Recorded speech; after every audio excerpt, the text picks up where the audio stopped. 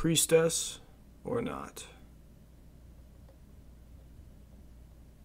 Ygritte stood amongst the other priestesses, chanting something incoherent to the common listener, but which made absolute holy sense to the sisterhood, a group of priestesses which lived in the grand palace in the city of Ygritte. She had been named after the city, which was not her birthplace, though she was of the same kind as those who inhabited it. It was an easy sight, the city, as she was, for a priestess. Devoted as she was, she could not bear to think of herself remaining for the entirety of her life amongst the priestesses. In fact, she thought she would one day have to steal herself away if a man would not do it for her. Either way, she did not care, though she enjoyed sometimes the comfort that the sisterhood and the priesthood and the Holy Church itself did provide her, not to mention the comforts, but the duties, plentiful as they were something that she did somewhat begrudgingly, and she could not help herself as she grit her teeth through the psalms and the sermons and now the songs that they chanted. For what? Well, there was a reason, actually. Their chants, the words they spoke, and their beings themselves, the echoes of which the walls of the chambers of echoes did absorb. They were powerful chambers, large halls with a bulbous shape, which did take in the many shouts, chants, and songs that did echo there as cause of the priesthood and of the sisterhood. Ygritte's abilities were envied, assuredly, though perhaps her profession was not, or she couldn't imagine how it could be anyhow, though she knew it was, and by many. She was grateful for her opportunity in the sisterhood, but she was not grateful for what it entailed. Simply put, she was aware of the alternative, and the alternative had been, at one point in time, to take to the streets and beg. Perhaps someone would have taken her in, but at the time she'd been a child, and gods only knew what that would mean for her. She could have gotten lucky, found a kind family with a good name, or not. She was forever indebted to the sisterhood, but she knew in her heart that one day she would have to leave them. And she would. She surely would. When they were done chanting in the chamber they were in, one of a large network that comprised the Chamber of Echoes, built long ago and embroidered just the same, Ygritte heard a voice call to her. Turning to see who it was, she saw that it was the head priest, and he was calling her name. This was not the first time that the priest had inquired to see Ygritte, though it had not been to reprimand her, but rather to commend her.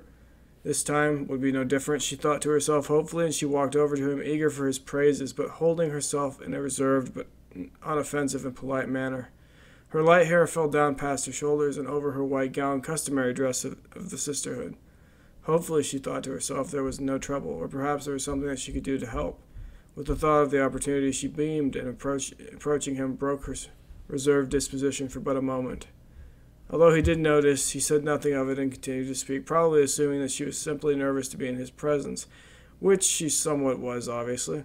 Ygritte, he began throatily, as if speaking from his stomach. Yes, my priest. She greeted him customarily, as it was proper to call him by such a title, the meaning of which was to make modest the holder of such title, which rarely it ever did, at least for this head priest.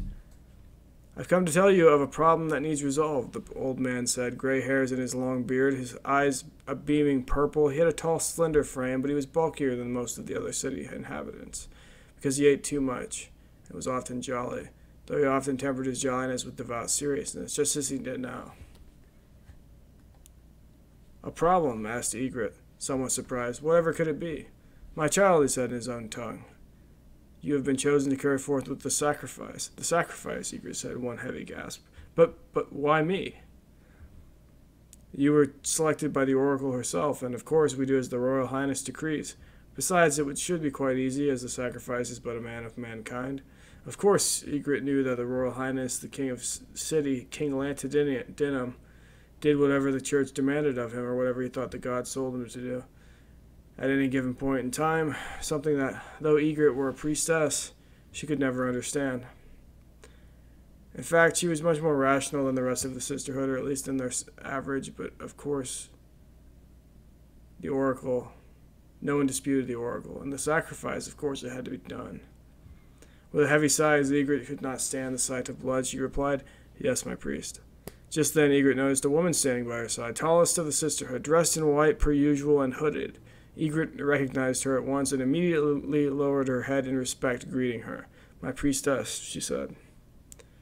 Ignoring the greeting, the head priestess, wife to the head priest, began to speak, and with a shallow look of worry, the head priest looked back. You are going to have this poor girl called a sacrifice. She is not yet married." The head priest broke character for a moment. "I must, my priestess. It is a royal decree."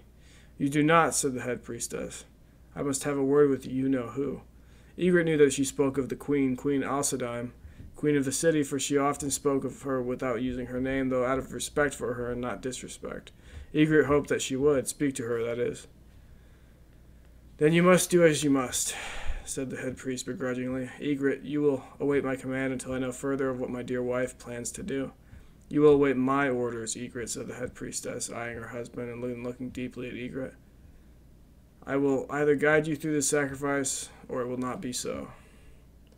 Ygritte nodded, understanding. "Thank you, that is quite a comfort to me." "I did hope it would be," said the head priestess, annoyed as she eyed her husband. "Now come on," she said. "Allow me a word with my husband as you rejoin the choir." "Of course," Ygritte nodded. "Thank you." "And me as well," said the head priest, now understanding Ygritte's plight. "I will accompany my wife, and we will—" he looked over to his wife before finishing. "We will see what can be done." Ygritte nodded once more. "Thank you, my priest." "Go now," he said, and so Ygritte rejoined the choir as the two of them began to bicker. A smile on her face, despite her present anxiety. She remembered a time as a child when the head priestess had done something similar for her, rescuing her from a group of not-so-nice commoners, who thought she'd been not so right for the position of priestess. With her stature and speaking in such authority as she ever did, she quickly dispensed with the commoners easily. In fact, Ygritte often found herself reminiscing of that moment, and she wished herself as she had such a quality as the head priestess did, her strength of character and ability to speak, to persuade. Gods knew she often utilized this ability with her husband, who, though also possessed such a talent, felt vulnerable to none other than his very own wife.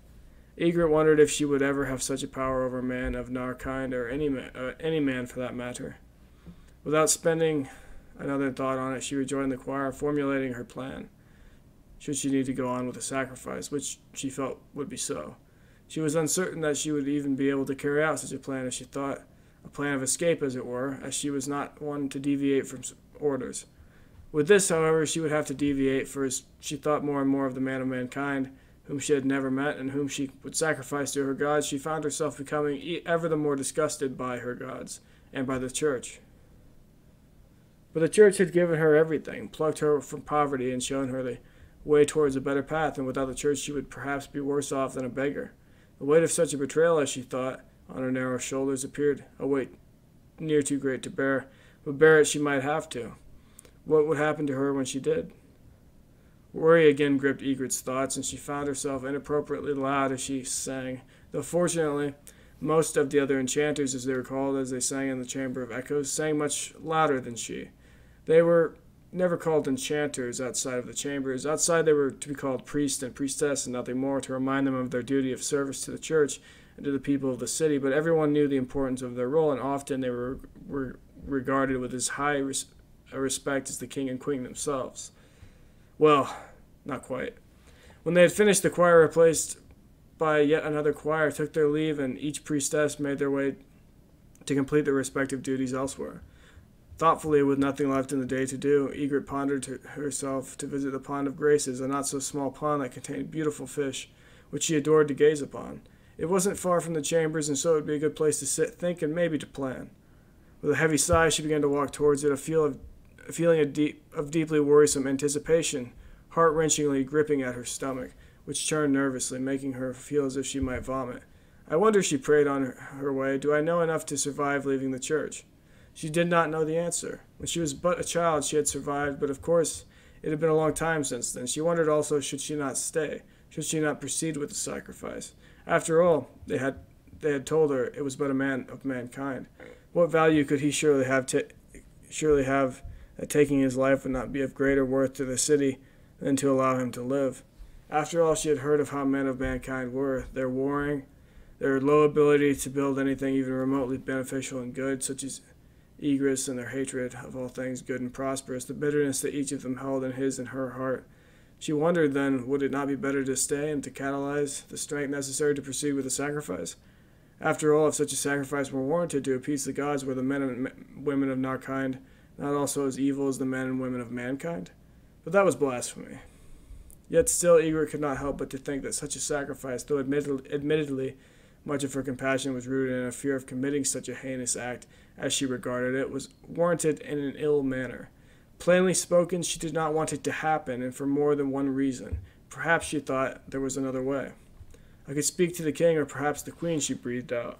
I wonder, though, does anyone have such an audience as such I would require? Ygritte did not know, but as the one committing the sacrifice, despite her lowly position as priestess in regards to such a position as king or queen, she thought maybe she could gather some audience with these high powers. After all, they must know who she is, she mustered to think, and surely they would take the time to secure that she would commit to their sacrifice and not embarrass herself in front of the whole of the citadel. As Ygritte approached the pond of graces, she thought seemingly unendingly, and then she sat down on a hard wooden bench in front of the pond. As the fish swam up to and by her, golden and silvered, she stared at them in awe as she always had, and her thoughts for but a moment did vanish. Tomorrow, she thought. Tomorrow she would approach the queen on her own. She gulped at the prospect, but nodded to herself in affirmation. This, she spoke. This must be done.